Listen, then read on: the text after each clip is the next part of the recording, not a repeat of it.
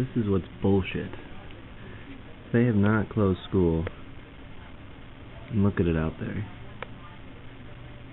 It's a level 2 snow emergency. BGSU is not opening till 1.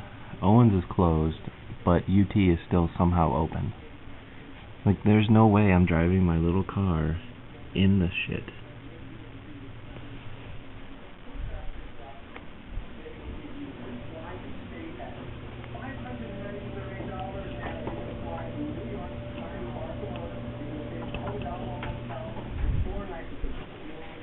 Look, even the dog is upset about this. He won't even talk. Just stupid. Why would we be open? Oh well.